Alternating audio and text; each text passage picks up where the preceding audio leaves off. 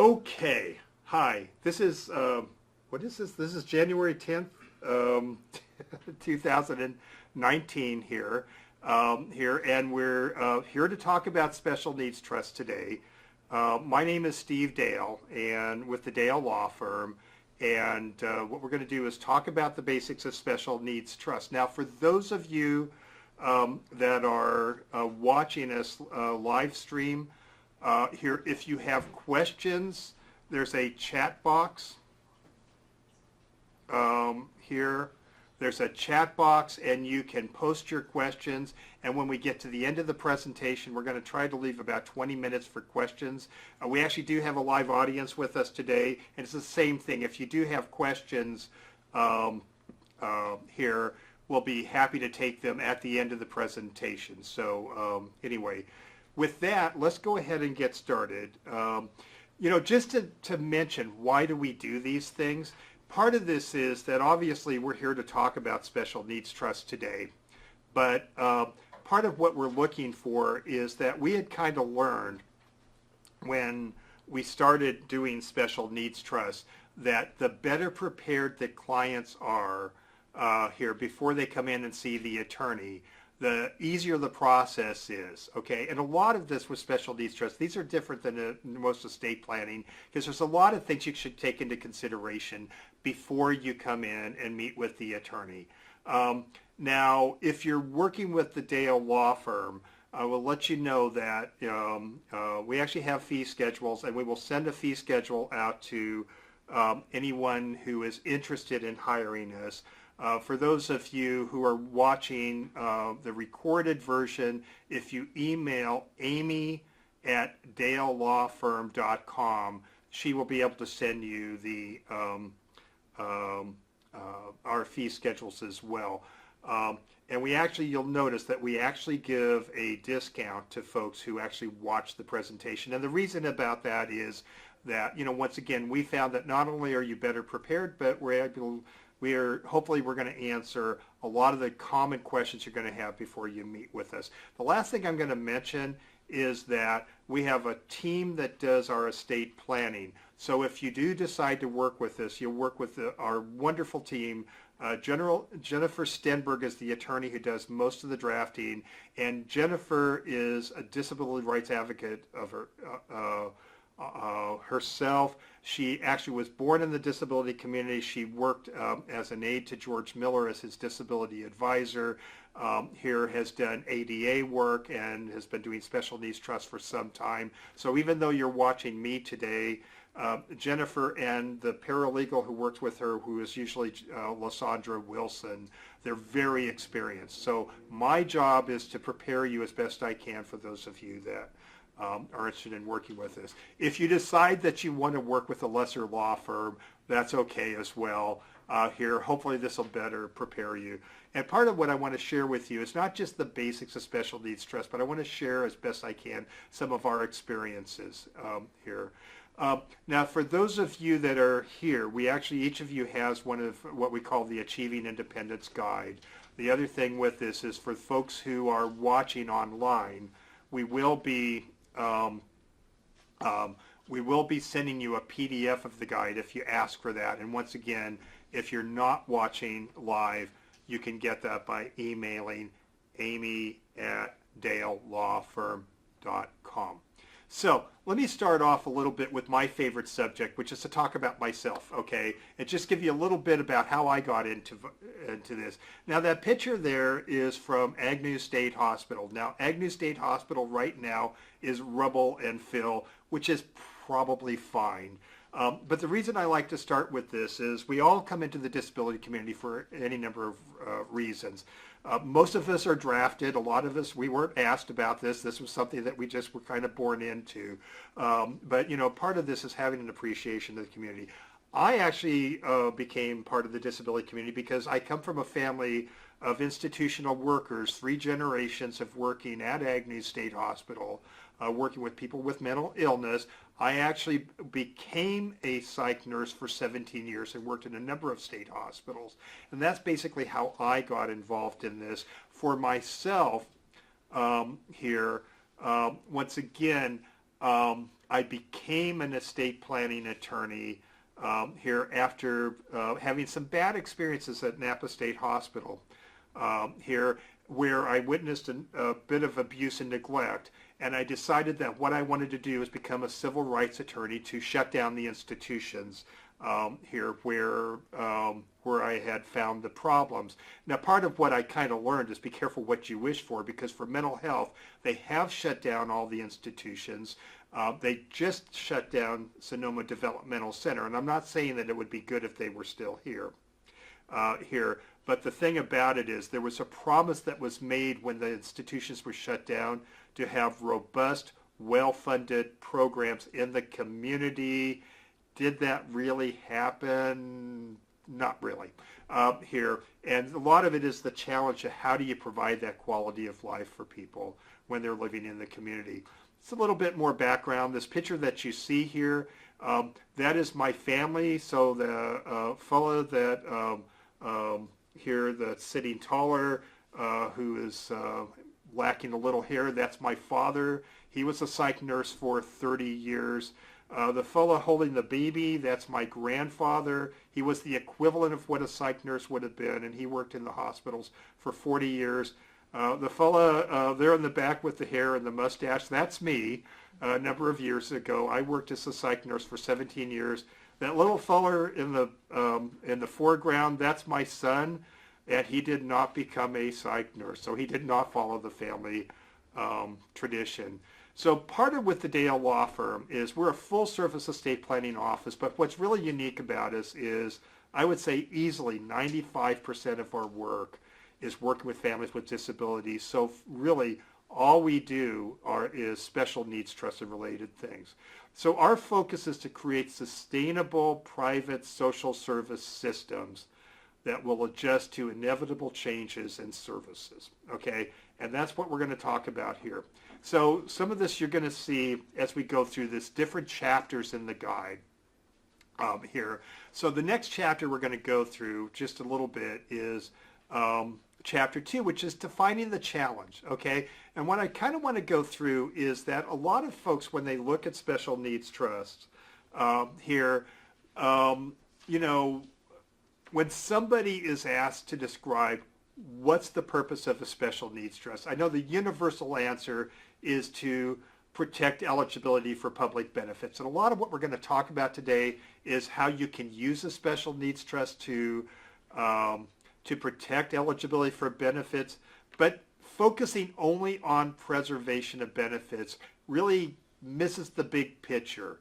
You know, if you think about it, the public benefits part is only a tool here, and our real objective should be to maximize the quality of life for the person with the disability. And a lot of what we're going to focus on is really more than just doing the trust itself and preserving the benefits here. We're really going to talk about how you can put this trust together here, and how you can put a team together to really do your best to ensure the best quality of life possible for your loved one with a disability. Now, the objective of most families that we work with is to provide their loved ones with quality of life, and a life that promotes independence. And very important for many of the folks we work with here is to also do our best to prevent abuse and neglect. I will tell you, merely moving out of state institutions in the community doesn't necessarily mean that somebody is safe, because once again, you know, all too often, unfortunately, especially for our more vulnerable loved ones, you know, the fact that there is abuse out there is just something that is common, and it's one of those things that you have to be vigilant. The majority of the folks that are sitting in the audience today, and I'm going to guess that a lot of folks that are watching are family members who very much care about somebody with a disability. And if you kind of consider your role, you're kind of the advocate. You're the person that oversees, you know, their welfare. And I think for most of the families we work with, they're very in tune when something's wrong. Well, you know, the concern is, what if you're not around to be that advocate? Maintaining benefits eligibility, once again, is only a tool, but our goal should be broader. So I want to introduce you to Kathy. Now, Kathy, and there's lots of Kathys, there's no real Kathy out here, but I like to introduce Kathy just to kind of set a tone as to what is it we're trying to accomplish and the enormity of the task here when we're planning for a loved one with a disability. So let's imagine that you have a daughter named Kathy. Now, Kathy could have schizophrenia, she could have autism, she could have any kind of disabilities. And I do want to mention, one thing about the disability community is it's very broad. So as my friend Brian Rubin says, who's an advocate for folks with autism, if you've met one person with autism, you have met one person with autism. Now, it'd be a lot easier on me if they were all the same, but they're not all the same. They're individuals. So we have lots of folks with autism, schizophrenia, whatever, who are more than able to advocate for themselves. And then we have the more folks that may be a little bit more vulnerable who are going to need a little help here. Let's say that Kathy is likely to need some level of assistance for the rest of her life, and you come into the estate planning attorney to provide for her needs in the eventuality of your incapacity or death. Now, here's the other thing. Let's assume that Kathy is 17 years old. Okay, actuarially, she's supposed to live until she's 87. So let's say you come into the office and you get one of these clever special needs trusts done here, and let's say, God forbid, you were hit by the bus or whatever and you passed away, or we say in our office, your trust matured. Let's just think about the enormity of the job for the next 70 years of Kathy's life. So, first off, we're going to go through about a 20-minute segment about the basics of benefits, okay? Even though, you know, part of what I want to get across to you is we shouldn't only focus on benefits. It's kind of hard to talk about a trust that protects public benefits if we don't talk a little bit about public benefits. Okay, and we're going to focus a lot on SSI. How many people in the audience think that the SSI rules will stay the same for the next 70 years? We didn't get any hands. Okay, and I've never have had anybody put their hand up if they're paying attention. Okay, so if we do a trust for you, and all we do is write a trust that preserves the SSI according to the rules in 2019, did we do our job? Absolutely not. I can guarantee you that over Kathy's life, these benefit rules are going to change quite often. So we better be able to adjust to whatever might happen. Her social service system may change. Now let's say Kathy has autism. If she is in California, we have the Lanterman system, and despite its problems, it's probably one of the most thorough programs for folks with developmental disabilities in the country. Okay, so we're supplementing those services and doing better. Now the problem with it is, and this is why we must always be advocates for persons with disabilities, can we guarantee the services that are currently available will be there for the rest of Kathy's life? And the answer is absolutely not, okay? And, you know, with the pay rates and all that, and this is why we must always advocate for the Lanterman system when we're dealing with somebody with IDD. Let's say Kathy has schizophrenia. I have to tell you, for those of you who have loved ones with mental illness, I would say the California system as delivery of services is, what's a good term? Disgusting. Here. As far as I'm concerned, there's only one way, and that is going up. But once again, our goal is to tap into those systems. Hopefully they get better, but, you know, when you get down to, you know, what services are we supplementing, they're going to change. Her condition may change, and I will tell you, I have been involved in disability advocacy in one way or another my entire life, being that I was born into it. And I have seen tremendous changes, things I could never have imagined, you know, over my 60-some years here.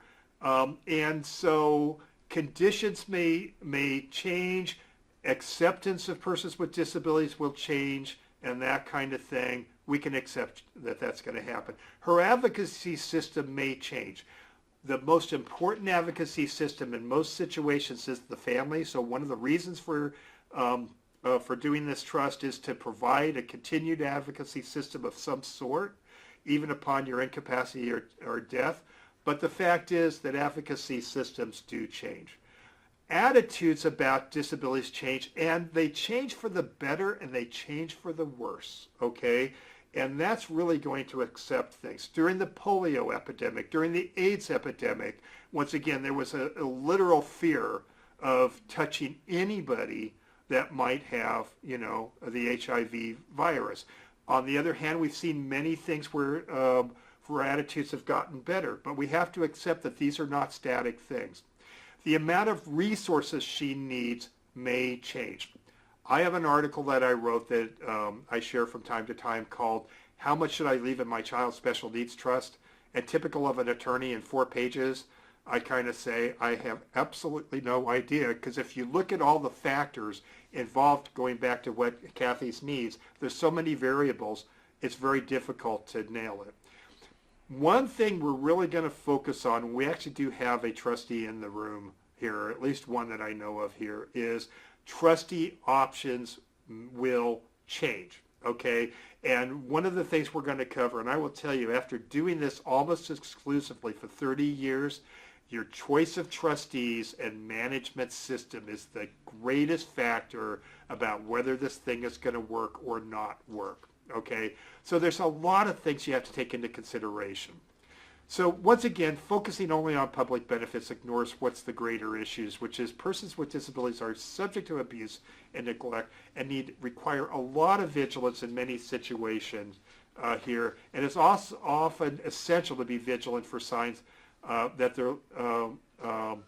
their loved one is not being abused or neglected. I know for a lot of families we work with here, you can usually pick up, even if your child is not verbal, you can usually pick up behavioral differences and things like that if something's not right.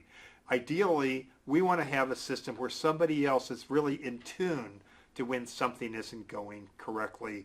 Once again, whether your loved one can express their needs or not. Ideally, a special needs trust should have one of its focuses to continue the advocacy of the parents if both parents pass away or become incapacitated themselves. Now, here's somebody I want to introduce whose name was Ed Roberts, and once again, the Ed Roberts campus was named after him. I was very privileged when I was working for the Disability Rights Education and Defense Fund to work directly with Ed on a number of different things, and he certainly shaped my life in many ways. But one of his favorite sayings is the disability community does not discriminate. It will accept any of us at any time. And so what is the point of that? The point of this is a lot of the clients we get that come in, they say, I want to get one of these special needs trusts done, so if I died, as if you're going to get out of this thing alive, I can make sure my loved one is going to be able to continue their public benefits and that kind of thing. Well, here's the bigger issue. What if you become part of the disability community? What if you have a stroke or get Alzheimer's or can no longer be that advocate? What are we going to do? Now, here's another way to kind of describe the issue. This from a book called Loving Trust. It's not a book that's even in print any longer. It's not even a book about special needs trust. It's a book about a philosophy of estate planning. But what I have always liked about this book is their definition of estate planning. And I have never seen a better definition than this. So their definition of estate planning is that I want to provide for myself and my loved ones during my lifetime, and upon my incapacity or death, give what I have to who I want, the way I want, when I want, and if I can, save every last fee, tax, or court cost possible. Now, my clients oftentimes will point to that. Now, they're pointing to the fee part, because of course we want to keep the fees down.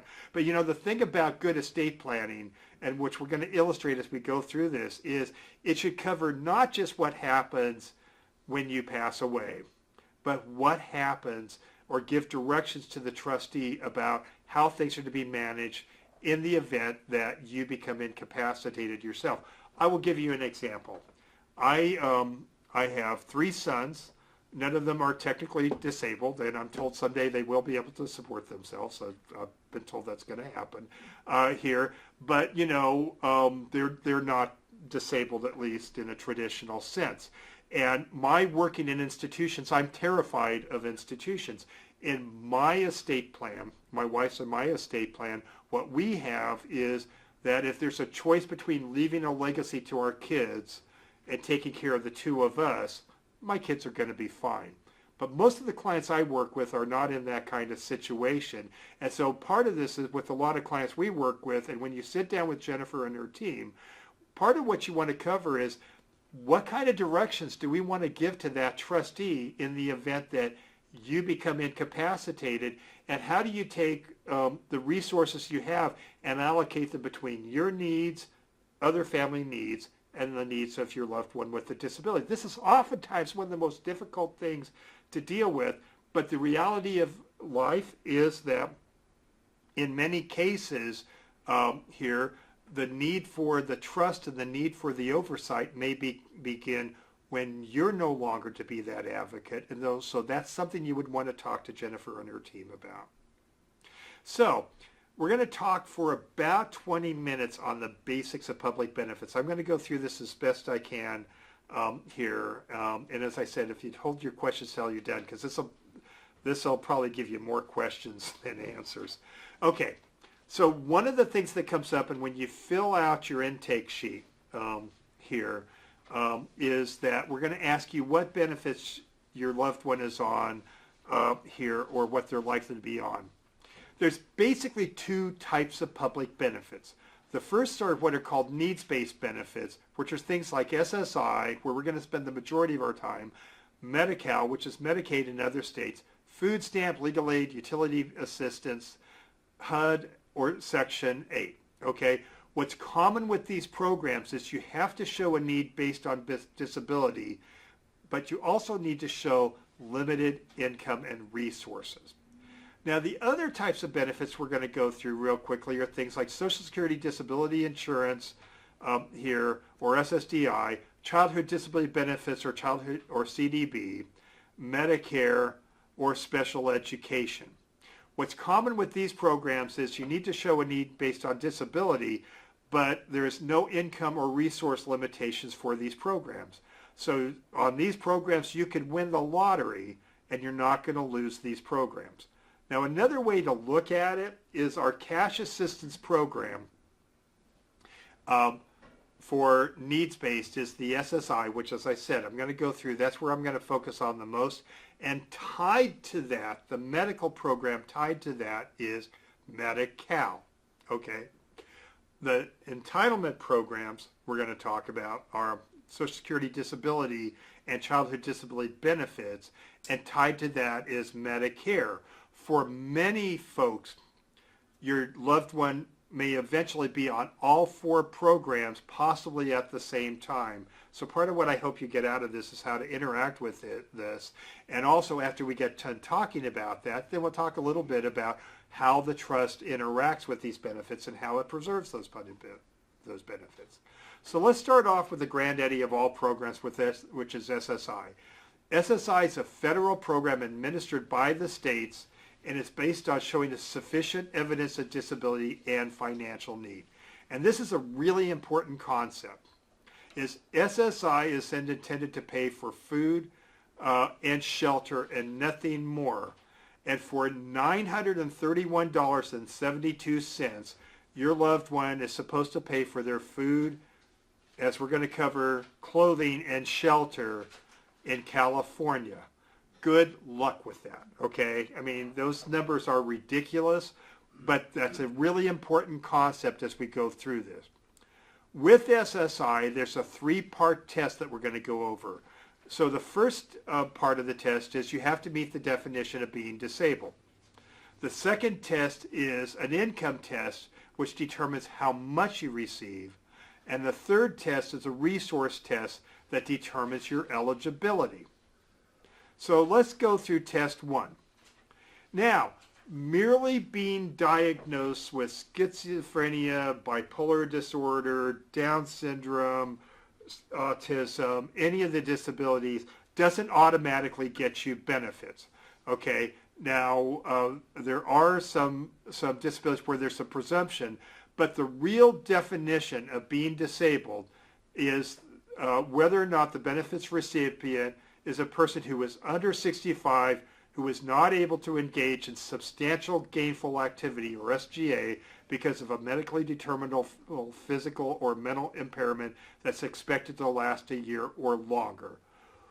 So, and in 2019, that number is $1,220. What does that mean? You know, you hear all the time that oftentimes when you do your application for SSI, oftentimes you are denied the first time around or maybe after that. Usually it's because what you need to focus on is not so much the diagnosis, but it's actually based on whether your loved one is able to earn $1,220 a month on a regular basis. If they're able to earn more than $1,220 a month, then they are no longer determined disabled. Now, like a lot of things in the disability community, this doesn't make sense. So once we prove that they are unable to earn $1,220 a month, there are programs where they can earn up to $40,000, $50,000 a year and still stay on the benefits. I know that makes no sense whatsoever here, but the basic rule is disability revolves around whether the person has a disability that's likely to last a year or longer or end in death, and whether or not they're able to earn $1,220. Now, working is a really good thing, and I know we'll be doing some webinars on this. If you have a loved one who is able to work on disability, usually there are ways to make that happen. A really good website, and I'm going to give you the long name and write down the short name.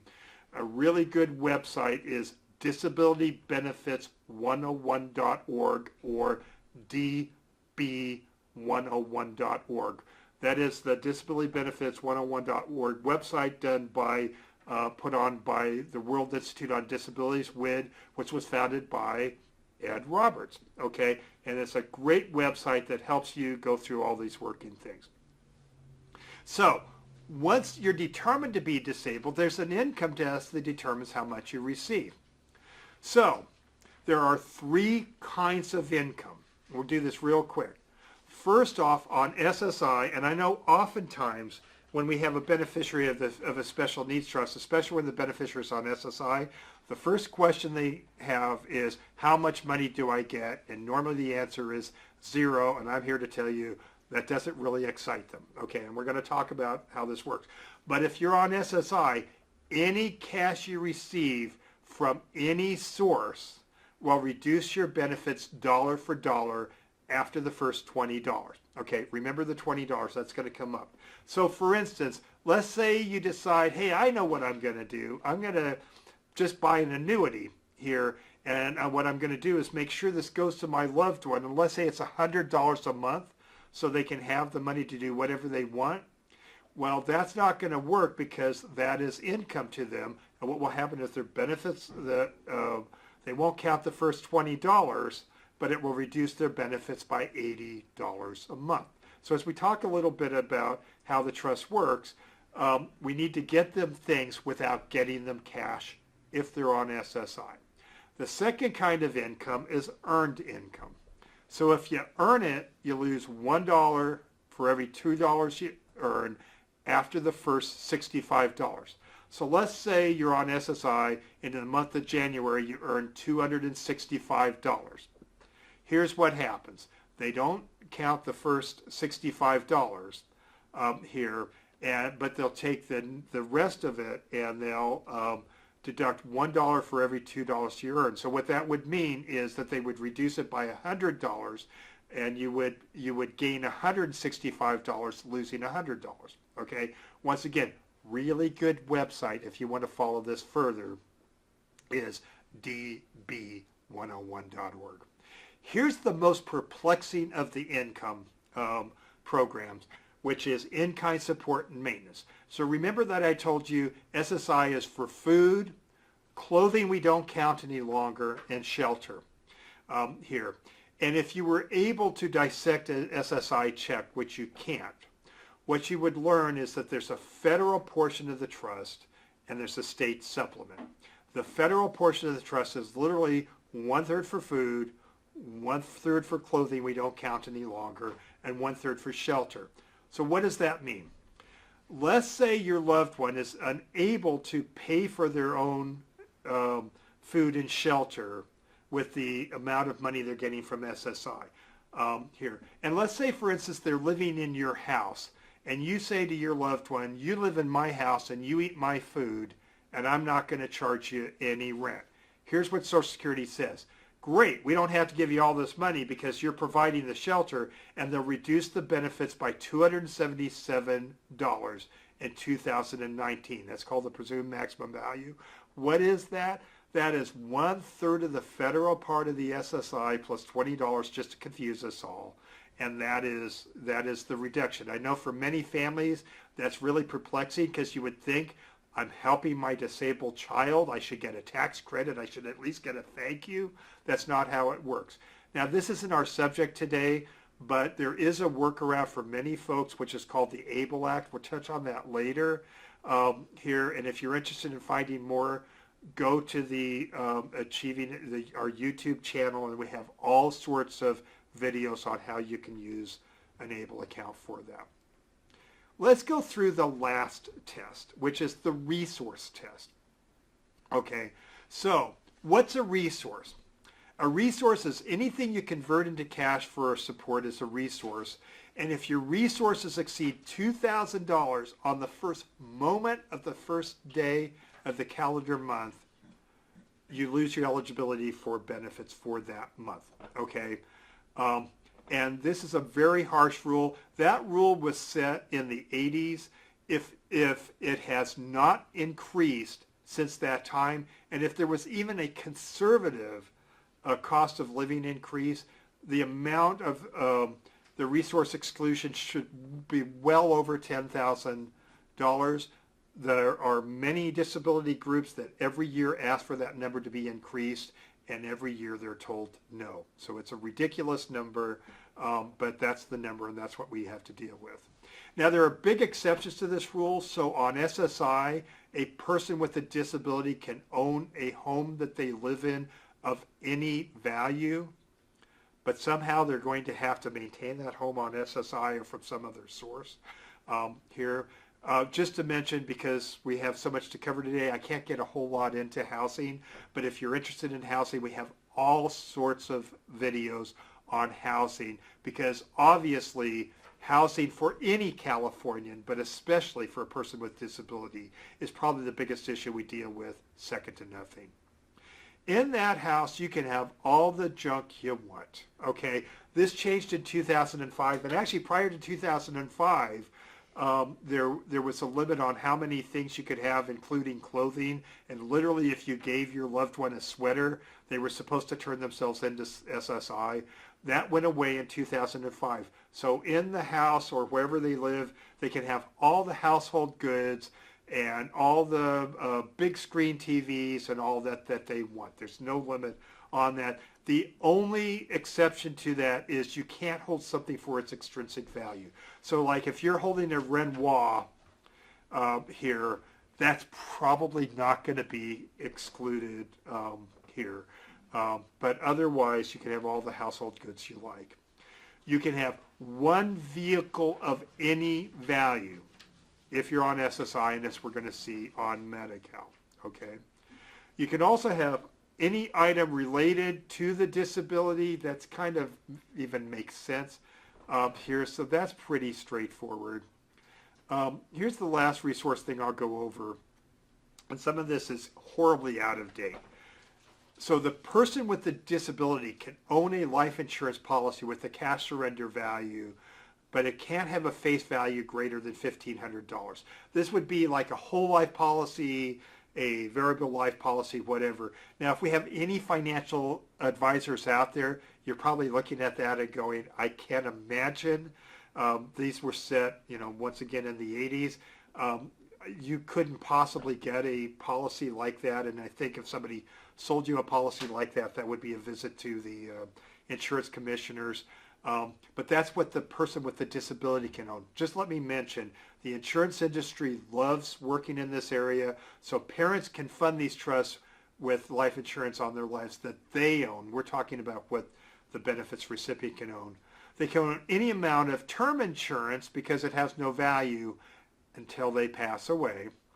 This is the part I like. They can own a burial plot or a space or a crypt of any value, so they're to live in poverty, but they can die in dignity, but they can only set aside $1,500 of their own money to go into the plot, which I just want to tell you, that will get you about a third of the way there. Just really, I come from a family of Methodists, so our burial expenses are very small. It's a potluck and probably a very brief ceremony, but for those of us who spend a little bit more, $1,500 isn't going to do the job. And by the way, all kidding aside, planning for these issues with your disabled loved one is a very good thing to do.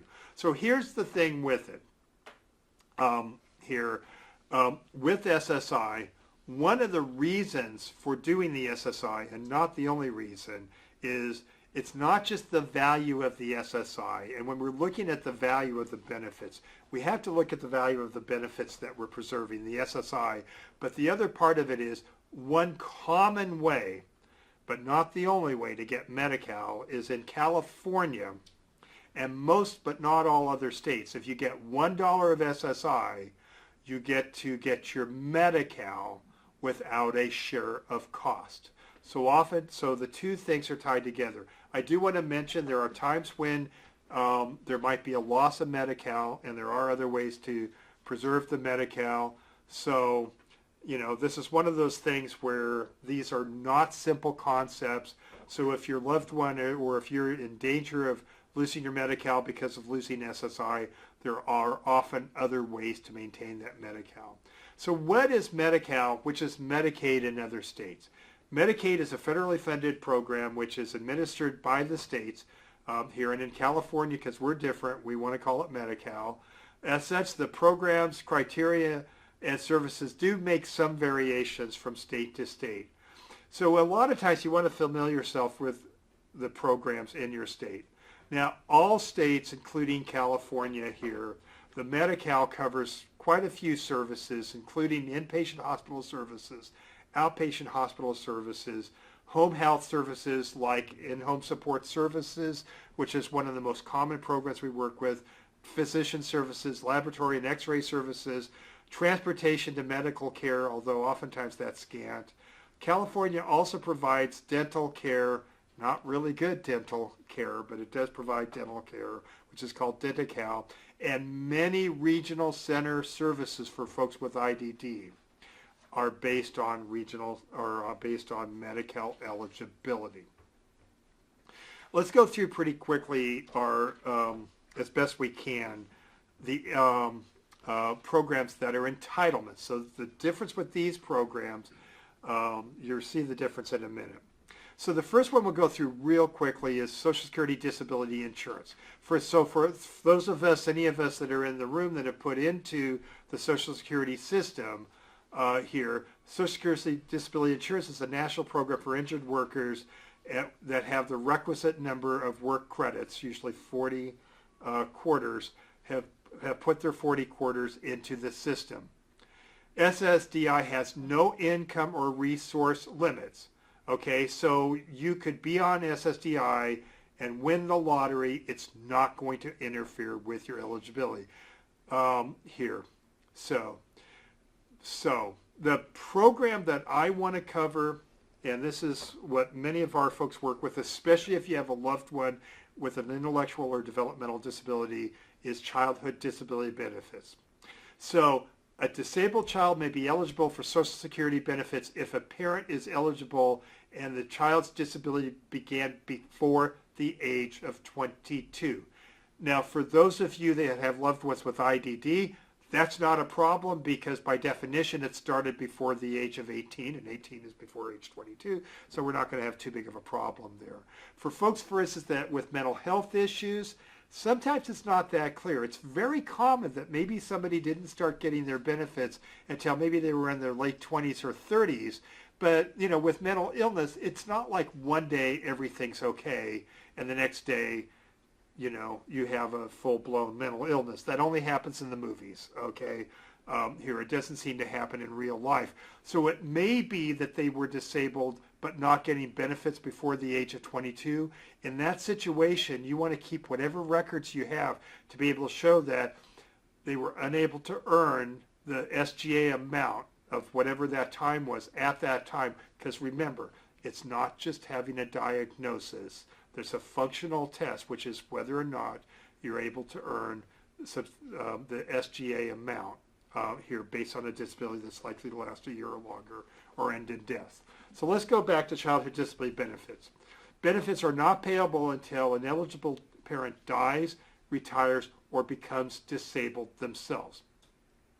And Social Security is not affected by the child's assets. Once again, the child, in fact, I met with a family today who was concerned because their child has, a substantial amount of funds that they came into, but they're on childhood disability benefits, and as we're going to see, Medicare. And this is not needs-based.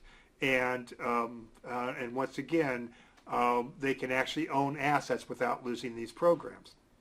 So the way this works is upon the disability or retirement of the parent, an eligible disabled child will receive an amount equal to 1/2 of the parent's benefit. And we're going to do a little math in a minute.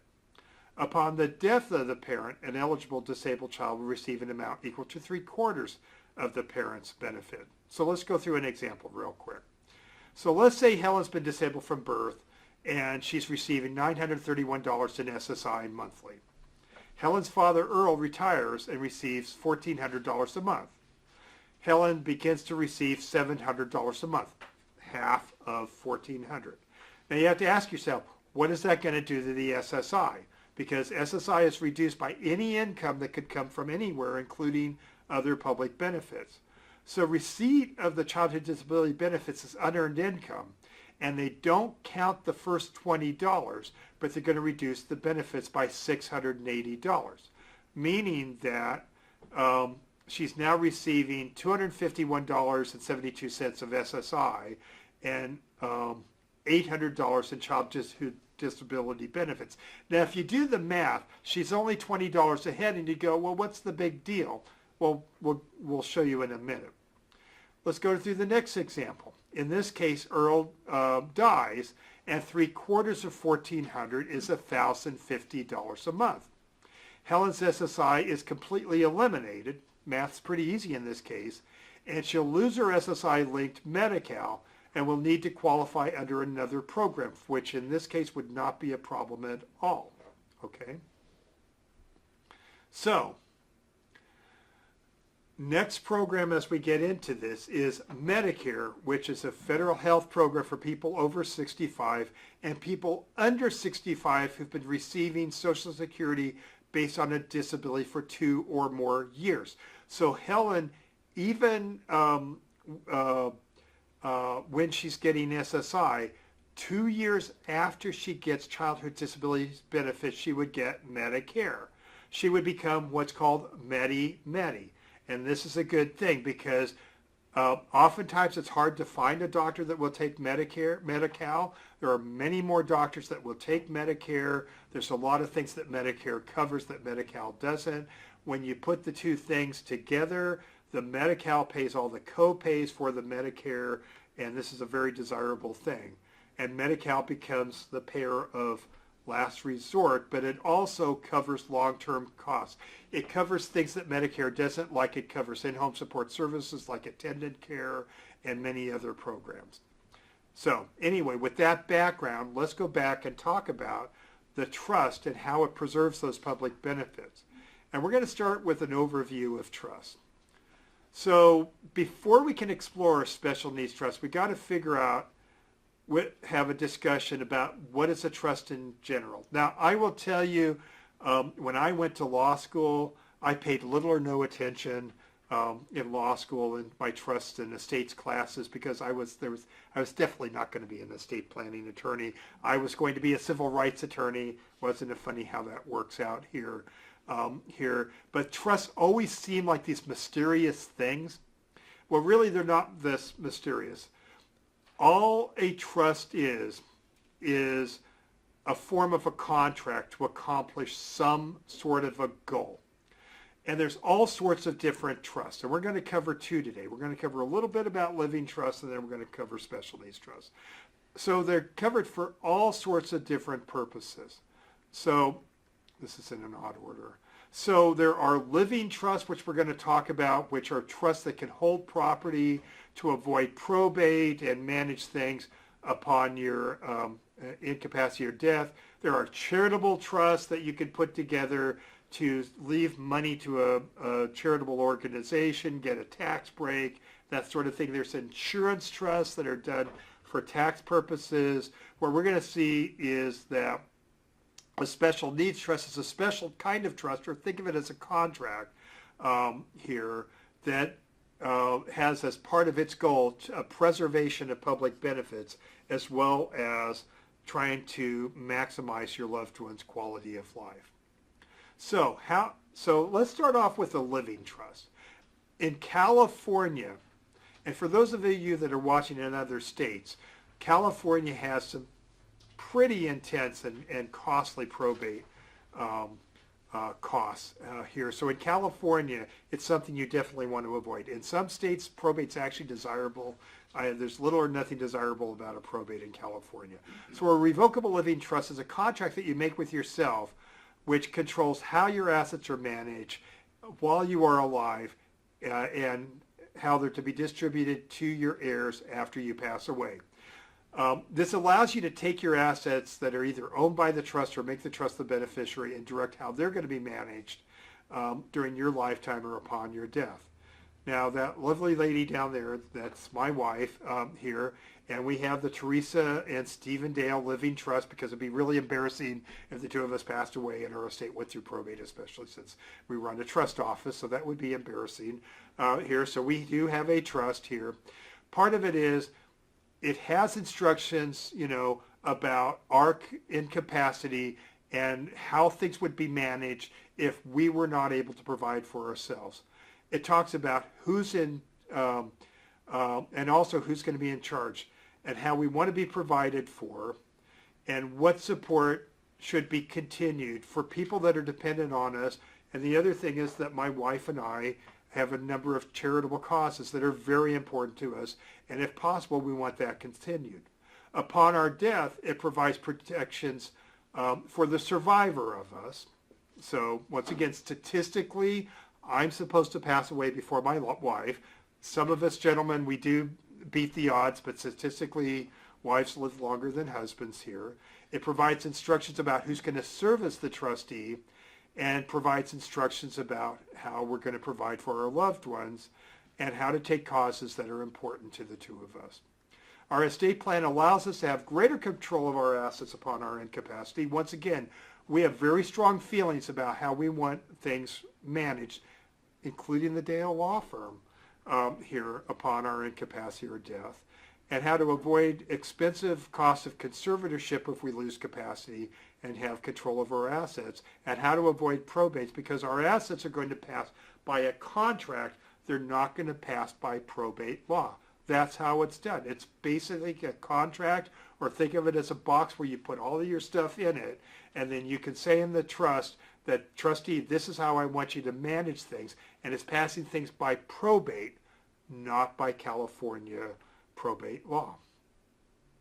Well, we're actually here to talk about special needs trusts, so let's talk about special needs trusts and how that works. So where did special needs trust come? Where did this form of trust come up? So it's not something that the Social Security dreamt up as some sort of a benefit. It came out of in the 80s and 90s, a number of attorneys here who looked at the law and created and looked at this part of the law that says that resources for an SSI eligibility, or any cash or any property that the beneficiary has control over here, and if they don't have control over those assets, it's not going to be counted against their benefits eligibility. If an SSI recipient doesn't own an asset outright and is legally restricted from direct access to those funds, then the assets are not considered a resource. This is where it came from. So whoever the first attorney is that did this, and it wasn't me here, they thought, well, what if we create a trust, which is a contract where the trustee has sole and absolute discretion and the beneficiary has none. Therefore, the assets in the trust are not considered a resource. In essence, a special needs trust is a form of what's called a spendthrift trust. Spendthrift trusts have been around. Our laws come from English common law, and spendthrift trusts come from English common law that have been around easily for 500 or 600 years. Okay, so this is not something new. It's taking an old concept and applying it to the needs of persons with disabilities. By directing assets otherwise intended for the individual into a special needs trust, you're preventing those assets from being counted as an available resource and preserving eligibility for benefits. Okay, now we're going to talk about the nuances of that in a moment, because keep this in mind. And once again, keeping in mind that persons with disabilities are individuals, and they vary from group to group and person to person. So for some folks, this may be a problem, it may not be. Basically, what you're doing is creating a trust where the trustee has sole and absolute discretion, and your loved one could make the most reasonable request under the sun, and the trustee has the ability to say no, which means no. Because they can't force a distribution from the trust, the assets in the trust are not a resource. Anybody got a problem with that?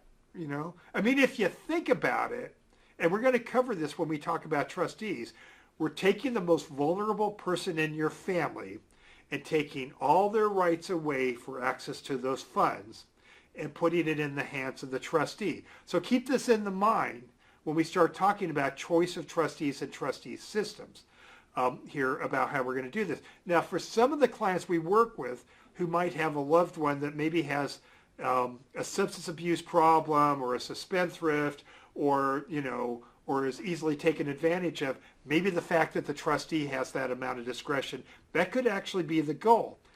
There's many folks we work with that have very capable loved ones that are disabled, where were it not for the needs for these benefits, they would actually turn over the control to the person with the disability here. And when we talk about different trustee models, keep this in mind. We may be looking at how we mitigate this.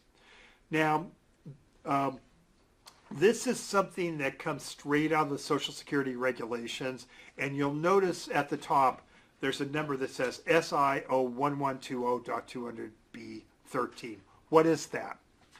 When you call Social Security, does it ever seem like they're reading a script? They're reading a script, okay? And their script comes from what's called the Program Operation Manual System, or the POMS. They're not really good at naming stuff.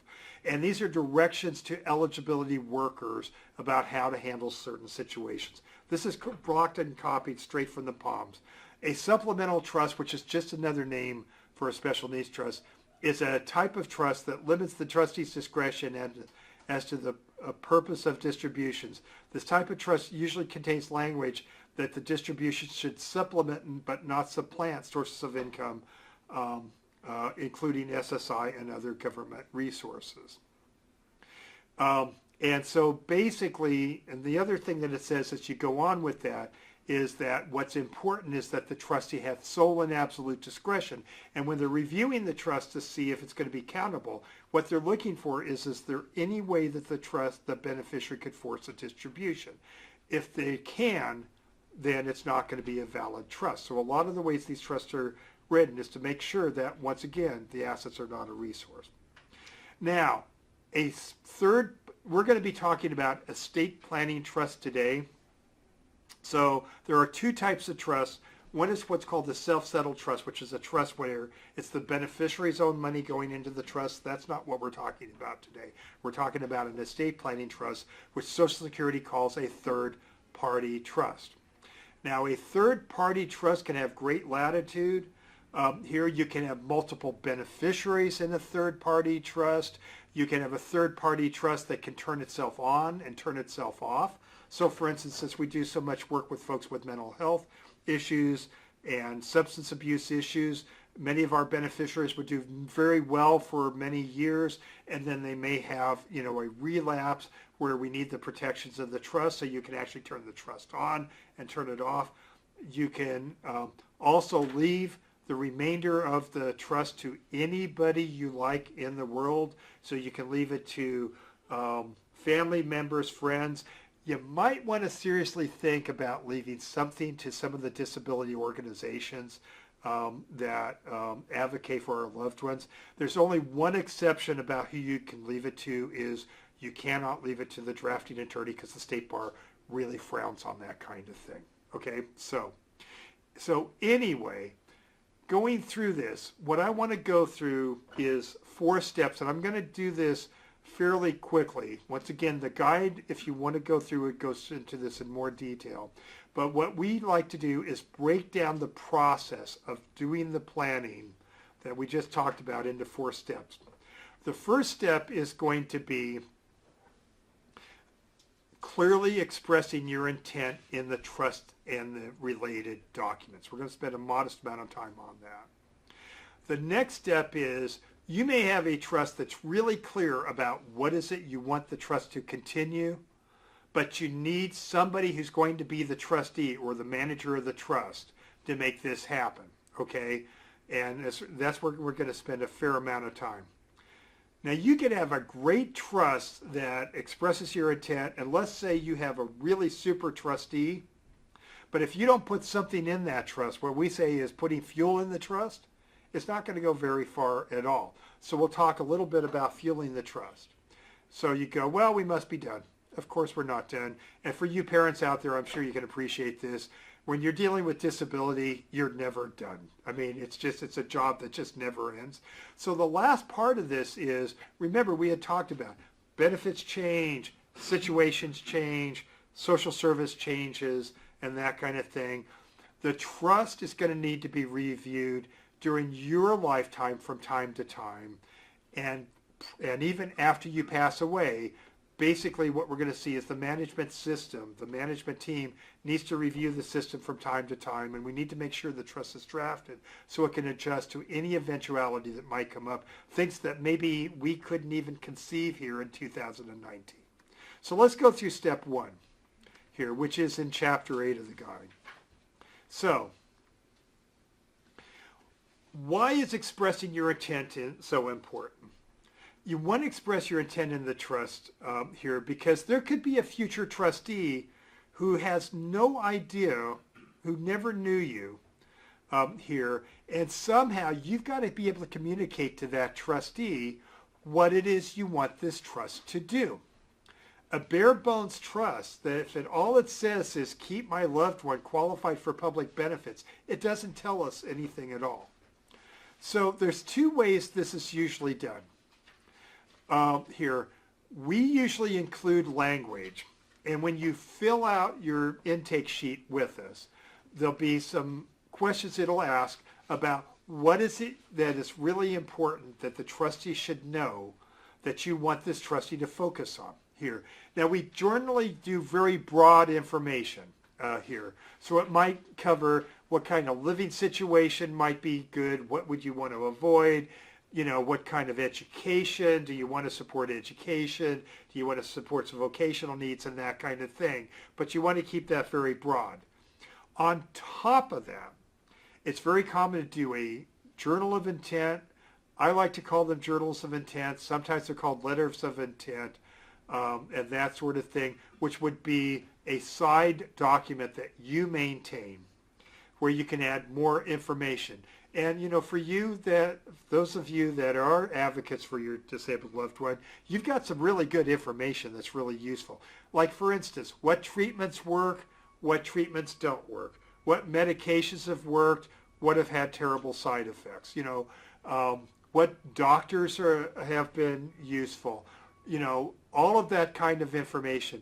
Now, the reason I like to call it a journal here for many folks here is that this is not a one-time event, and oftentimes it's good to fill in that information and then just keep adding more information and that kind of thing, because it'll really help the trustee have a pretty good idea of what it is that needs to be accomplished.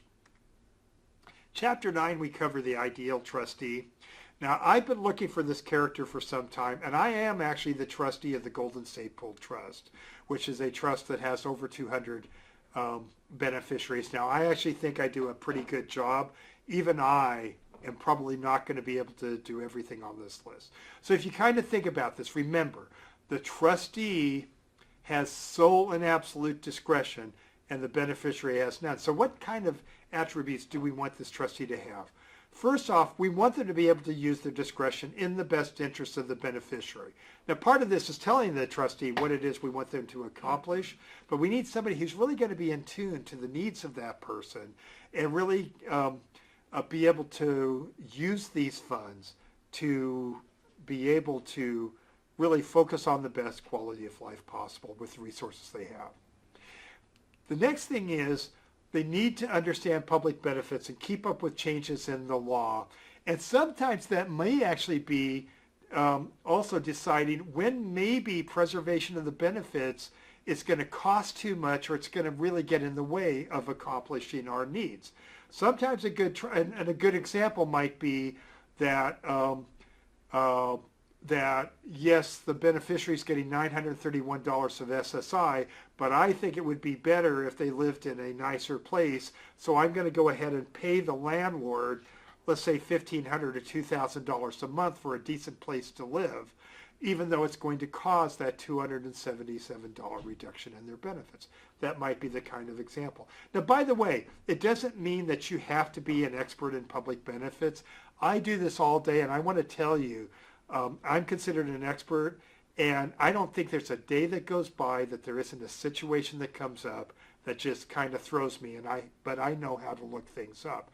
You could, if you have a trustee that can at least identify the issues and know when they need help, there are folks out there to help you. So they don't necessarily have to be a benefits whiz, but they need somebody that they can fall on if they need it.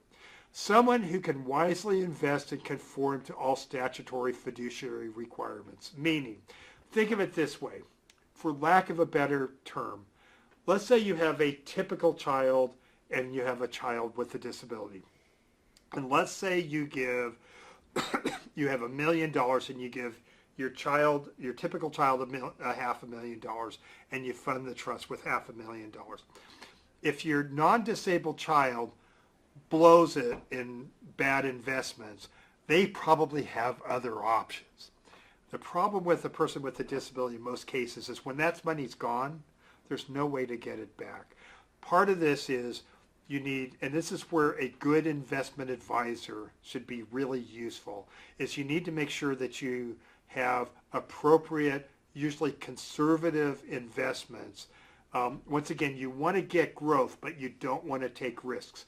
And we're doing this in January of 2019. In last December, the market took a dump here. And, you know, part of this is, I know for the accounts that we're managing, those were in very conservative investments. Yes, they took a loss, but over time we know they're going to go back up. This is not the time to be day trading with your disabled loved one's money, okay? Somebody who understands taxes, and maybe you'll appreciate this, I think the taxation of these trusts is fascinating. We don't have time to get into this right now, but ideally we want a trustee who's in tune to this and is going to be able to get the best tax result possible so we can stretch this further. Somebody who's going to keep perfect books. Social Security is committing that every special needs trust that's funded and actually being used, they intend to review every expenditure of every special needs trust. Now, if you keep good records, it's nothing to be afraid of. If your trustee, once again, keeps the records by occasionally throwing a receipt in a shoebox, they're going to have nothing but problems. And so it's really important that they keep really good books and can account for every expenditure that was made. And with good systems, that's something easily done. If you don't do this, terrible, terrible things will happen. This, I think, is incredibly important, which is to provide advocacy and prevent abuse. Let's go back to this, and let's keep this in mind. Yes, there are many folks with disabilities that are self-advocates who probably don't need a lot of oversight to prevent abuse, and they're more than capable of identifying when they're abused or when they're in a situation where they're neglected. But there are many, many that need assistance here. Ideally, and as we start talking about management teams, it's good to have a care manager, or we'll mention just in passing here, we've been putting a program together called the Life Passage Planning System here, somebody on the team that can identify abuse and neglect. Here's the last thing, and even if I thought that I could do all those things, we got to have a trustee who's immortal. Let's go back to Kathy, 17 years old. I'm 67, and the chances of me being the trustee for her over the next 70 years is zero here, right? So, and I know I have had families come and sit at our conference room tables and want to name their 8 and 10-year-old nieces and nephews as trustees of their loved one's trust because they're looking for somebody who's going to outlive the beneficiary. Is that reasonable? That's not reasonable at all, okay? And so the choice of trustees is really going to be important because over Kathy's lifetime, we want to make sure that we have a trustee or a management system. So where are we going to find the ideal trustee? And I have somebody in the room who may disagree with me, but there is no such thing as the ideal trustee. It's kind of like a unicorn. They don't exist, okay? Think about this. Special needs trusts have only been around for about 40 years here. They've only really been used a lot for the last 30 years here. And I know when we were looking at choosing trustees, you know, we used to work with A.G. Edwards because, well, they'll always be around. They were around for 150 years. Well, nope, they're gone, right? And so even naming an institution in today's world, we can't guarantee who's going to be around. So here's the concept I want you to keep in mind. And as we go through this, and if you sit down with Jennifer and her team, she's going to spend a lot of time talking to you about trustees. And keep this in mind. You're buying our experience. Yes, we draft a very fine trust, and it's a very large trust here.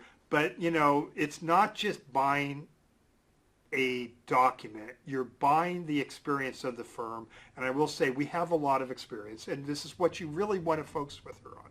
So if you kind of take that list and divide it into 3 spheres, and how you divide it up almost doesn't make any difference. So if in the first sphere, we call that the advocacy sphere, which is, you know, somebody who's going to use their discretion in the best interest of the beneficiary, understanding the public benefits, because there are times when the public benefits are more harmful than good. And we need some folks sometimes to say, yeah, we'll forego those benefits because it really is just not worth the trouble. Or somebody who's going to provide that advocacy and prevent that abuse by actually visiting them and looking for signs of problems. The financial part, you know, that sphere might include dealing with the investments, understanding the reporting, doing the accounting, and the accountability might have to do with keeping the books, carrying the insurance, and the immortality is having a system where the trustee can be replaced as time goes on, as it becomes necessary. So I'm going to go through a couple of models pretty quickly here. I'll spend more time on this one than the other ones. And keep this in mind. These are only suggestions. So we have somewhat of a prejudice in the office because I know the most common thing to do is to name a family member.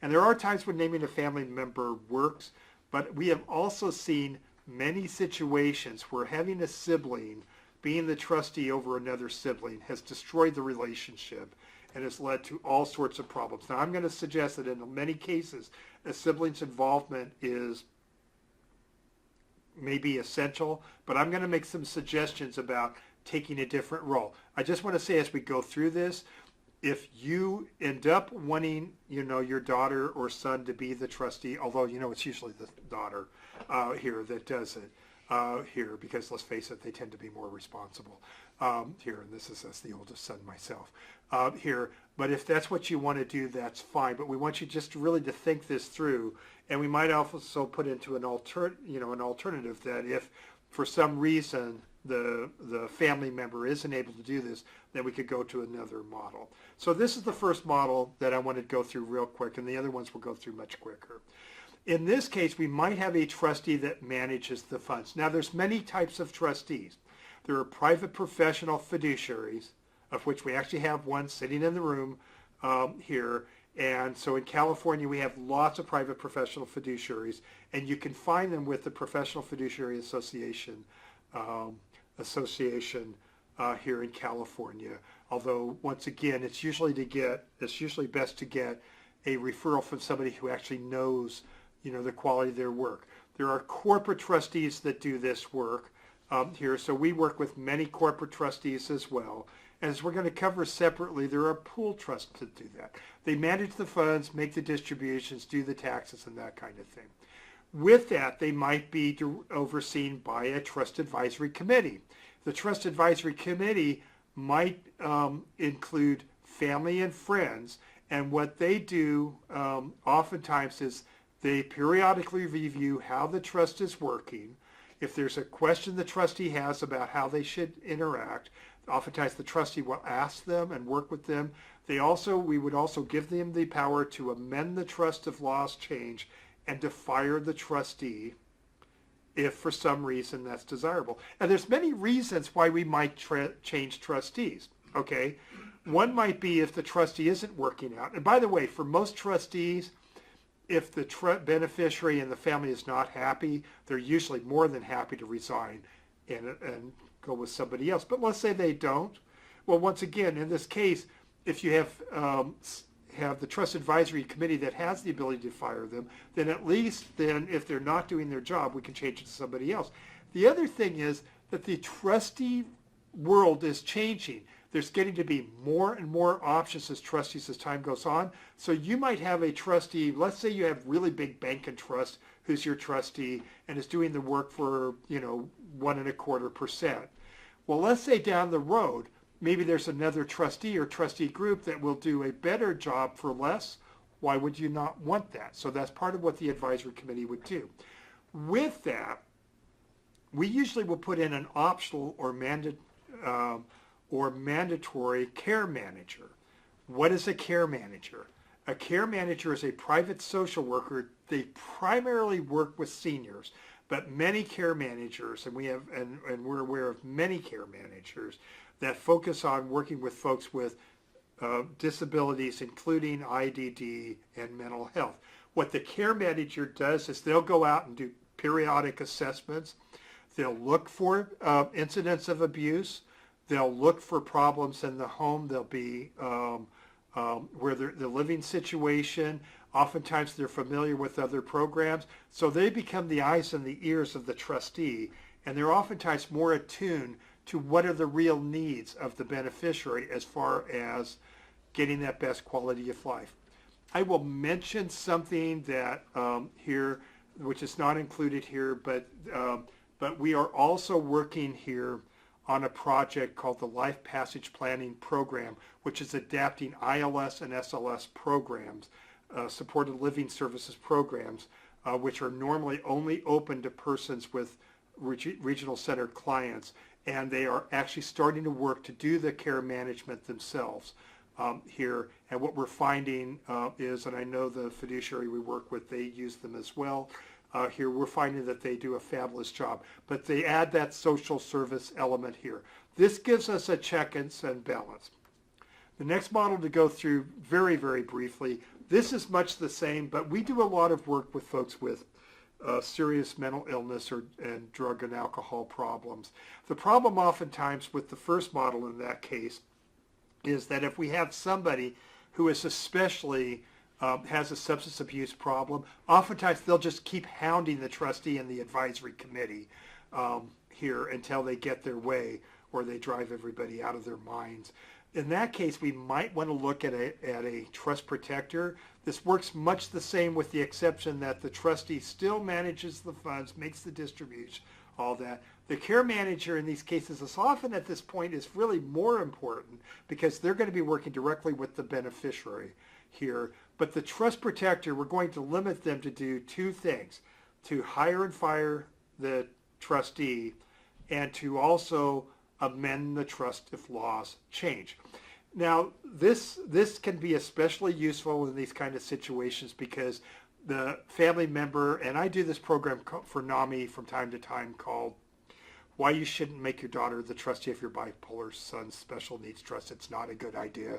And what she ever do to you in the first place here, meaning that, and once again, I've seen situations where it works, but in most cases, that is a recipe for disaster here because once again, it's very difficult, disability or not, when one sibling is in charge of another sibling. This is a way that that sibling could be a trust protector and have the ability to hire and fire, but not necessarily be involved in the day-to-day activity. Now, the question comes up, of course these trustees charge, and the charges change differently from person to person here. But, so for instance, banks usually charge a percentage and usually will have a minimum. There are a few banks that will have minimums in the $250,000 to maybe $400,000 range. Most of the banks want $500,000 or $1 million. Now, maybe now for professional fiduciaries, most professional fiduciaries don't have a stated minimum, and they normally will charge by the hour here. But you really want to take that into consideration. Let's say you're in a situation, and we see this all the time, that you would love to hire a bank and maybe a private fiduciary, but what you're really going to be able to do is leave your loved ones the use of a house and maybe $100,000 on the side. And once again, we have lots of videos on housing because, of course, housing is the greatest issue we deal with, disability or not. And in that case, you know, the problem oftentimes when you leave a house, is, whether it's in a special needs trust or out of the trust, to a person with a disability, is if you don't set aside some money to cover repairs and other things that come up, for those of us that are household owners, we know what that is. They're going to eventually lose the house. Okay, so maybe in that case we're going to do that, and maybe there's $100,000 on the side you could put into that. In that case, you might have co-trustees, you might have family members, and tightly put the trust together, because in this case, it's not a good idea to be using this money to go to Disneyland for some of the more fun things. It's more important to make sure that that roof doesn't leak here, and then instruct the trustees that if they run into issues that they can buy the advisement as they need it. Here's the last model I'll go through very quickly. And I am the trustee of the Golden State Pool Trust, whether you use the Golden State Pool Trust or some other trust. A pool trust can often be a good trustee. Now, the traditional way that a pool trust works is that there is a master agreement and you join by signing a joinder agreement. And what you get is a piece of the trust. You get an individual trust, share of the trust, which operates like any other special needs trust. So wouldn't that be the way you'd want to go? Well, here's the problem with doing it that way, even if you use the Golden State Pool Trust. We'll go back to Kathy, who's going to live 70 years. How do you know that the Golden State Pool Trust is going to provide the level of advocacy in the services, or that there won't be a better option that comes along over her 70 years? Even if it's only 20 years, things are going to change. And just like a basic rule is, you want to avoid boxing yourself into a corner. And so using a pool trust through a joinder agreement limits options. My feeling is anything that limits options is bad. Okay, so with that, what you might do is construct the special needs trust and have the pool trust manage the trust.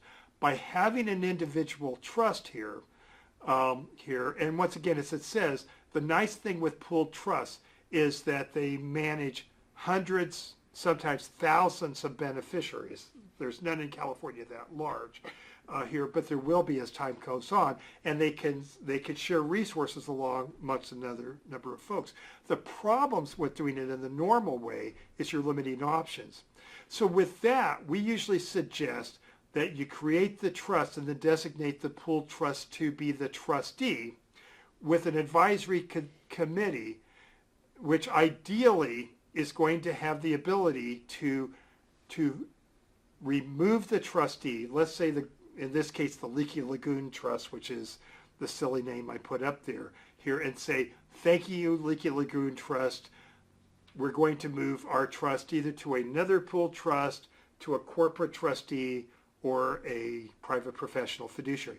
In fact, the language we normally would put in here is that the trustee would be the Leaky Lagoon Trust or a private professional fiduciary, corporate trustee, or pooled trust of the advisory committee, or you could have a trust protector's choosing. That way we get the best of both worlds, okay? Let's go through the last thing here we're going to go through today. Here is funding the trust. So consider the trust the vehicle, the trustee's the driver here, but you got to put some funds in the trust to reach its goal, okay? So part of when we're doing this sort of work here is that that if you have a financial advisor you're working with, it's a good idea to include them in the planning, okay? And in many cases, this may actually affect who you're going to choose as a trustee. So for instance, most banks will not work with an outside advisor. If you have an investment advisor who's worked well with you, they should know more than just the stocks you like to pick. They should have some idea of what your values are and that kind of thing. And in many cases, you might want to keep them even after you pass away. The other thing with it is, with financial advisors, is one of the biggest mistakes we see here is that is not properly funding the trust, meaning the trust only works with things that are titled into the trust or make the trust the beneficiary. Now, one thing we'll cover just very quickly is that we have a series of videos and materials where you could do a self-check from time to time. But a good investment advisor is going to work with you to make sure that everything is properly titled into that trust, which includes qualified plans, IRAs, 401ks, life insurance policies, and all that. There are many private fiduciaries that will work with your investment advisor if your investment advisor is an important part of your team. Last thing real quick, so I guess there was one more thing, is review. So a question I get all the time is, how often should I have my trust reviewed by an attorney? And attorneys always give this answer to everything. It depends, okay? And I've had trusts where it's been 10, 15 years since they've been reviewed. But if you follow what I'm suggesting here, that may be just fine. So as unsatisfying as that answer is, let me give you some guidance. By the way, if you go to specialneedsalliance.org, here, and you type in updating your special needs trust, an article will come up that I wrote that goes through what I'm going to go through.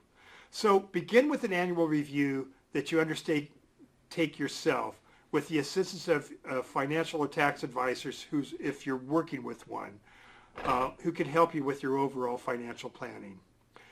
Once you've performed this self-check, you'll be able to determine now if it's really time to update your estate plan and your special needs trust. So what we actually have literally is a video on updating your living trust and updating your special needs trust here.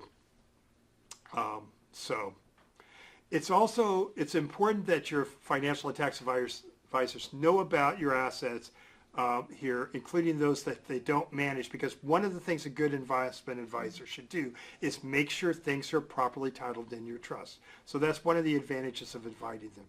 Common things that come up is, have there been major changes in your own circumstances? You know, once again, for many clients we work with, their net worth changes wildly.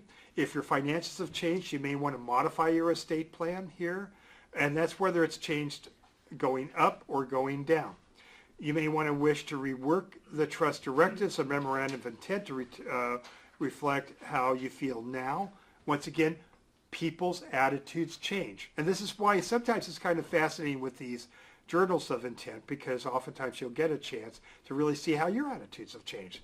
You may also want to change the amount you've allocated to the trust, the portion of the estate you intend to leave to other family members. I know one thing that's really difficult for family members here is, I know we oftentimes try to be equal with children. Let's face it, children are not equal whether they're disabled or not. You know, so sometimes maybe you're trying to be equal and you divide the estate in half. Sometimes, you know, I know it's very common for many family members to leave a larger portion to their child with a disability here because they probably have greater challenges. This is an individual decision here, but the biggest things we see changed in a lot of our trust is how much is left to that trust and who's going to be the trustee. Should you consider any changes in your loved one's situation, including here about benefits? There may be changes in government benefits. There may be changes in living arrangements. There may be changes in medical conditions or support systems here. Also, if a family member is serving as an advocate, you may want to review the process and make those changes about whether or not they're going to serve as a trustee. You're going to put them on the advisory committee. What role do they play? And also, for instance, if a parent advocate is diagnosed with a dementia or a stroke, then it might be prudent to shift to some sort of advocacy duties to other family members who are professional now. Many families serve as the primary advocate. Once again, we tend to get self-selecting clients who are very caring, who very much care about their loved one with a disability, and they want to make sure that that advocacy continues. And if there's a question about your ability to continue in this role, it's important to discuss this frankly with your attorney. So for instance, if you're diagnosed, it could be something like Alzheimer's, but it could be a physical disability where if there's a question about whether or not you're going to be able to manage your things and provide that advocacy, oftentimes it's a good idea to bring in the attorney and bring in the care manager and maybe even the trustee to start getting involved in management of this now, rather than wait until you pass away. For both your sake and that of your loved ones, you should make changes to your estate plan to anticipate future inability to serve as the primary advocate. And in many cases, engaging the care manager. And for those of you that begin to monitor the life passage planning program that I mentioned here, many families are looking at engaging those folks as well to basically get involved and getting to know the person before you lose capacity or pass away, to make sure that there's some sort of continuation. With that, that is the end of the formal part of the presentation here. Let me mention just one thing, and then we'll have about 20 minutes for questions here. I did allude to the Life Passage Planning Project, and what this is a special project, and anybody interested, email Amy at dalelawfirm.com, and she'll make sure you get materials. What this is one of the most sought-after programs for persons that are regional center clients are supported living services agencies. What supported living services agencies are agencies that provide just a plethora of management, basically everything that's needed to support somebody who's living in their own home. They won't allow them if they're living in the parent's home, but oftentimes we'll have loved ones that where maybe there's a house in the trust here, and if they're getting and if they're regional center clients, we will work to help them get supported living services agencies. Up until recently, that has only been available to folks with regional center clients. What the Life Passage Planning Program is it's a program that we've been working on and is spreading across the state. East Bay Innovations in Alameda and Integrated Community Services in Marin County is already providing these services, and there's many other programs that are about to come online. And what this is doing is this is providing a different level of care management and assistance with services that's never been available before, and it costs far less than hiring a care manager. That just illustrates that, once again, families, professionals, advocates, we're all seeking better ways to serve our loved ones with disabilities, and this is an example of changes that are coming up that I think that are going to make a lot of difference. With that, here, once again, we're looking for broad questions. I will hang around for 15 minutes if you have a very long question, but since we're doing this online, do we have anybody in the audience that has a question or a thought? And if not, while you're thinking, Amy, do we have, okay, and then here's where we go to the Amy Cam. There we go. First, Okay. I have 3 questions related to SSDI. First one is the SSDI payment based on parents' Social Security at full retirement at 66? No, it's, and by the way, it is a Social Security disability, but we're going to call it childhood disability benefits. So it's based on whatever the parent is getting when they get it. Okay? So if you put it off, then once again, you're likely then you may get a larger amount, but it's based on what the parent is actually getting, not at a set time at 66. I met with parents today where the parent started at 62. So it's based on what they were taking at age 60, was 63 here. And then 2 years after that, their child got the Medicare. So the second part of that question was, if you wait until you're 70 to draw your Social Security, The number will go up. the number will go up. Yes. Assuming we have Social Security. So. And I guess the third part of that question is kind of an addition for me. I believe there is a cap. There is a family cap. Yeah. So usually you don't hit the family cap unless there's multiple wives. So, once again, if you've had many marriages, but there is a family cap. So what I'm doing is I'm going through the basics. As far as how it applies to you, it may vary a bit. Yes. Go ahead. Oh, So, would you ever suggest having a trust protector and a advisory committee? no, it's one or the other. Is one of the- Yeah, they Okay. basically do the same thing. In a way, if there's one person, we're going to call it a trust protector. If there's multiple people, we're going to call it an advisory committee. When we're dealing, since we do so much work with mental health, if we have somebody where there's going to be some behavioral issues, we really trim down what they're to do. But if you have the power to hire and fire, that's a lot of power. Yeah.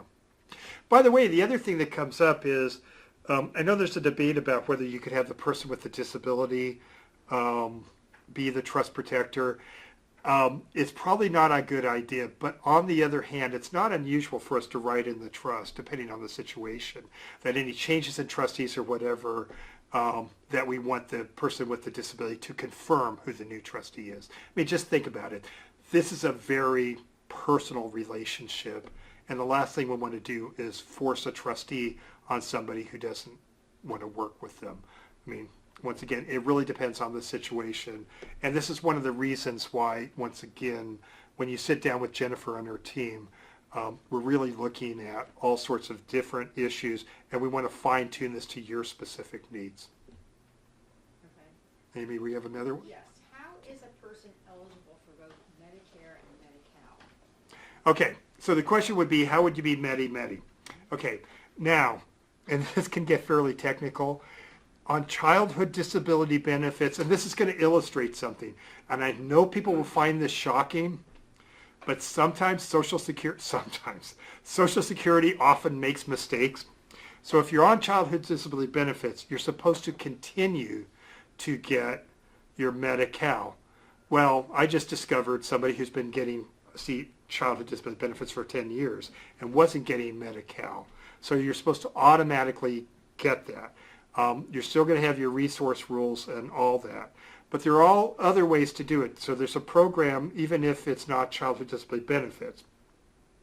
There's a program called Aged and Disabled Federal Poverty Level Medi-Cal.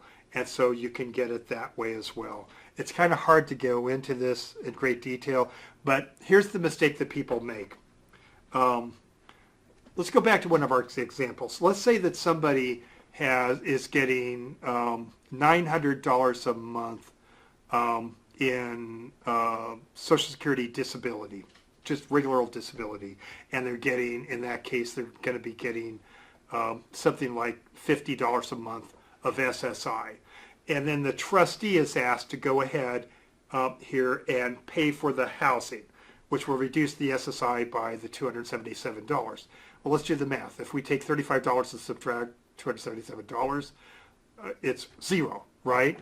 And so I've seen folks who will not do it because they want to preserve that last dollar of SSI to get the Medi-Cal, which is called categorical eligible Medi-Cal. Well, here's what they're missing, which is that you can get Medi-Cal, what's called agent and disabled Medi-Cal, if your countable income is less than about $1,200. I don't have the numbers in front of me. So that would be a case where if you kind of look at it, paying for a decent place to live and losing that $35, that's, who cares here? They'll have to apply for Medi-Cal under a different program, but that can be done.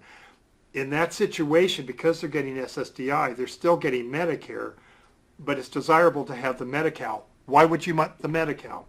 It covers things that Medicare doesn't, so it covers like in-home support services and all that. It also covers all the co-pays, the Medicare B, A, and B, and D, and all of that. So it's very desirable to be on both programs, and that's basically how and why you would do it. Yes, ma'am. What's the rule, though, that when you turn 50, when the beneficiary turns 55 and they've been on Medi-Cal, that they have to start paying the money back or something like that? I'm a little vague on that rule. You know? So what you're talking about is what's called the state recovery, okay? Now, for those of you that are really interested in a state recovery here, especially when you're dealing with houses, you should email amy@dalelawfirm.com and ask her to send you the housing videos. But let me explain it.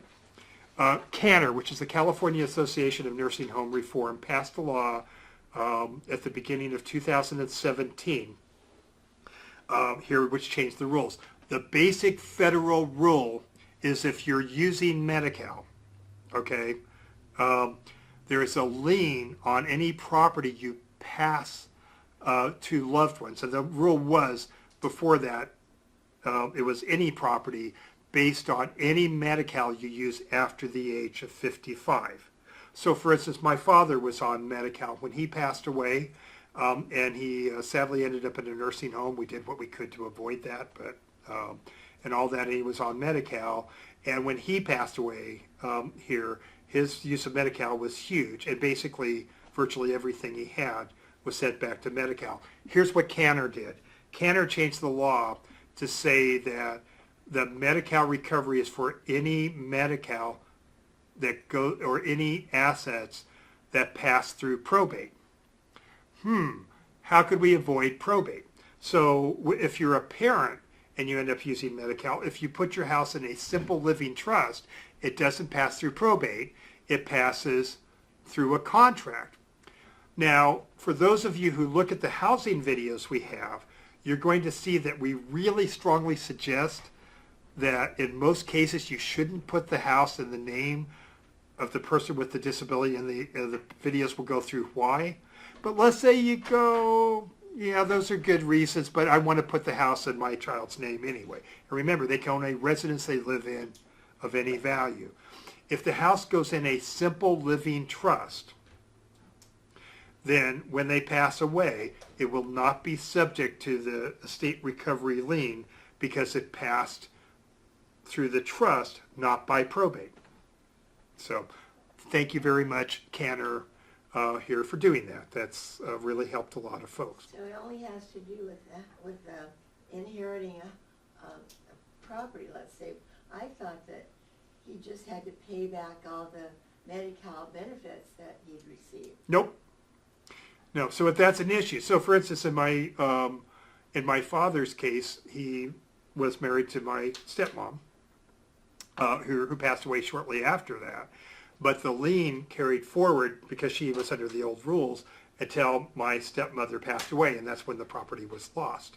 Okay, under today's rules, she did pass what she had by a living trust, and there was no recovery because it didn't go through probate. So even if you're in a situation where you had a spouse that predeceased you that used Medi-Cal, you can avoid that recovery by putting your house in a simple living trust. If we go back to special needs trusts, even though I think there's good reason still to put the house in the living trust. If you want to leave the house to your child with a disability, put it in a living trust so that when they pass away, it won't be subject to estate recovery. Well, It's that easy. we weren't even considering a house. He's 54. He'll be 55 this year, Yes. and it has nothing to do with. Well, it's not just houses. You could put other things. You could put in investment No, vehicles I'm in not that. planning to leave him anything. I'm just saying, we were told by somebody a while back that when he gets to be 55, he's going to have to pay back the Medi-Cal money he has received. No, from not Medi- true. That's not true. Yeah, that's just plain wrong. Okay, Get your advice somewhere else. yeah. I mean, trust me, I'm an attorney. Yeah, I know, good. but anyway. So, Amy, Okay. do we have a question? One more question. This is with respect to using the Golden State Pool Trust as a trustee, Oh, okay. okay? So if you have your own special needs trust and you name the Golden State Pool Trust as your trustee, is that the same thing as appointing a bank or a fiduciary? Is it the similar concept, or is it? It's a similar concept. It's just a different trustee. Here. So whether it's the Golden State Pool Trust or another trust, you're appointing the pool trust as the trustee here, which does much the same duties. You know, there may be advantages and disadvantages of a pooled trust here, but what would happen is by doing it as an individual trust, the trustee's going to manage it just like any other account. But by having a separate trust, let's say for some reason, maybe they move out of state, right? If we don't have some sort of a separate trust, how are we going to transfer that trust to a trustee in the other state? Let's say for some reason, I'm a big advocate of having a checks and balance system. What if the trust protector or the advisory committee feels that another trustee, whether it's a pooled trust, a private fiduciary, or a corporate trustee would be better able to serve them? Well, if we don't have an individual trust, how are we going to make that happen?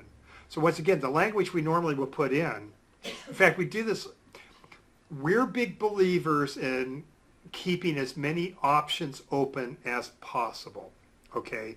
And so even if you name a private professional fiduciary, so let's say you go, the trustee's going to be Bob Jones of Bob Jones Fiduciary Services, we normally will suggest that we name the trustee in the special needs trust as Bob Jones of Bob Jones Fiduciary Services, or a private professional fiduciary, corporate trustee, or pooled trust of the advisory committee or trust protector's choosing. See what we're doing there? We're leaving our options open as much as possible. Rule of thumb when you're dealing with planning for a person with disabilities, don't box yourself into a corner. If you instead said that what I'm going to do is join the Golden State Pool Trust through a joinder agreement, which is basically a contract, well, that's all fine and dandy, but if for some reason the account needed to be moved, there's no way to move it. We have a policy that we can move it. The law says you can move it to another pooled trust, but that just has to do with the policy of the trust. Many pooled trusts, they don't have that policy. This is what I like to call portability. So, you know, the thing with it is, we go back to this. When I first started doing this work, we gave San Juan Bank almost every case we had. There is no San Juan Bank. That closed about 20 years ago, you know, and that just kind of illustrates today's hot trustee may not even be around later. So flexibility is the answer. Any last questions? Yes, ma'am. I have a question about funding. My ex-husband is the one who set up this special needs trust for my son. And he did just set aside a certain amount of money, like say $500,000 or whatever. He has this account, and he's gone now, and everything is still in his trust. And so there's just a certain amount of money that's put into the trustee account, The trust account? every month. Is that okay to do it that way too? Or do you have to have a special You fund? can do it. You may have a hard time finding a trustee that's willing to take something like that, but it just really depends on whether it's practical. What would be the bad side of doing that? Most trustees want to have a nice amount of money in the trust here because contingencies are going to come up, and I'll tell you what makes a trustee really cranky is to have a need and run out of money. That would be one of the things, and we'd be happy to work with you or anyone else. We have a number of trustees we work with. In my business, look at this. I create the trust, and other than the Golden State Pool Trust, I don't serve as trustee. So we have to have relationships with other trustees here because without that, we couldn't possibly get the result that we're looking for. So we tend to have very close working relationships with trustees. So do other special needs trust attorneys that do a lot of work in this area here. And so a lot of it is just trying to work on what's practical and what works for that trustee.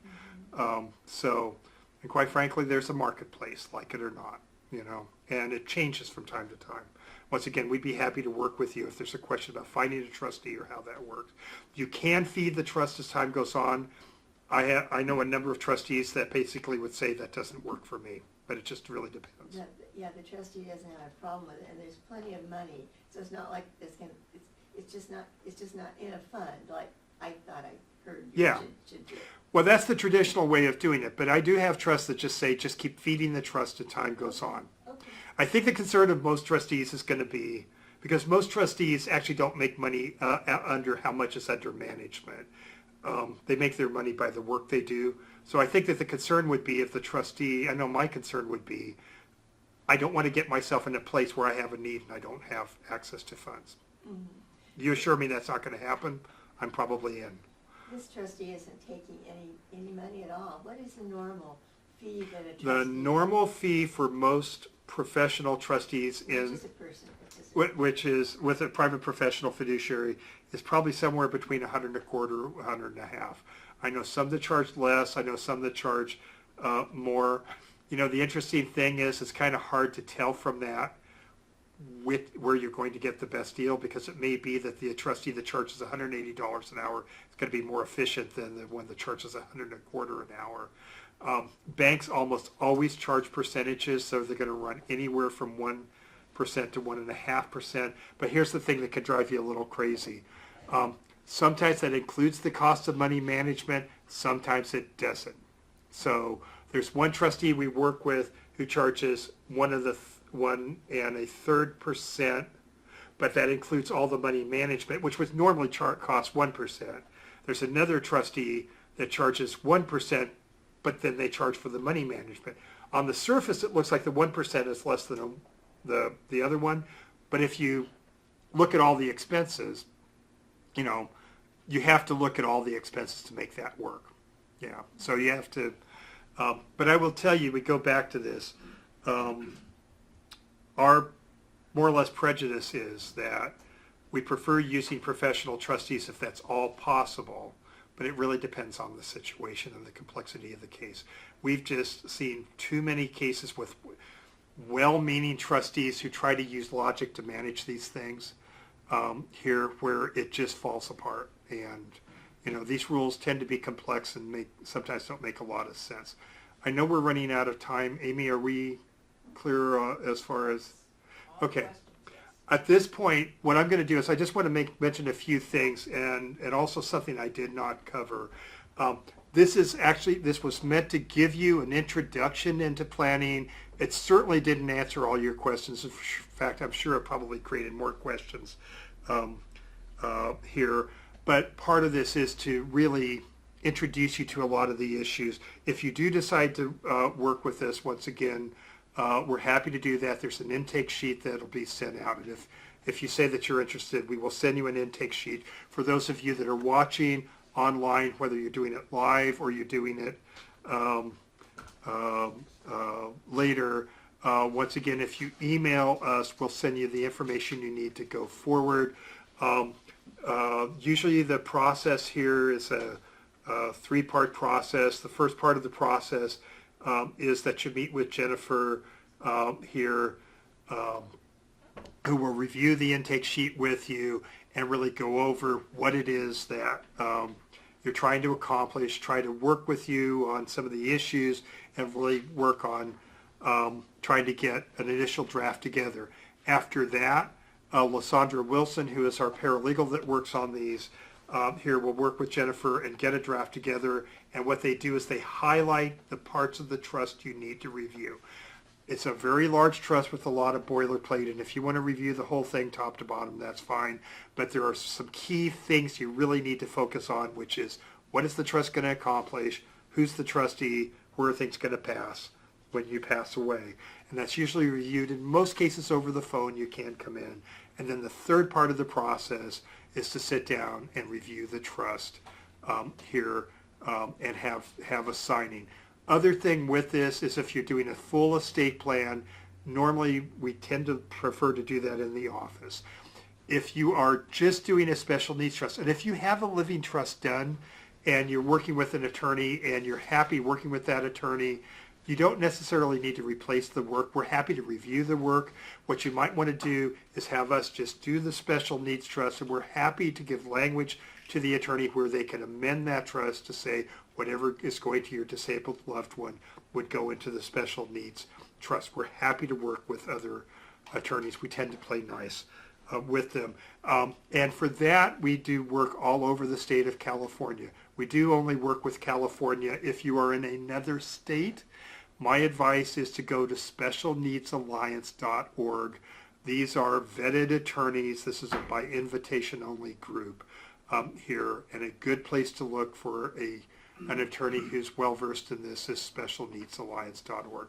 Last thing I'll mention, which I was not able to get into, is that more and more we are tying special needs trust to ABLE accounts here. And in many cases, if your loved one qualifies for an ABLE account, and for instance, CalABLE just opened up, it is opened up for business now.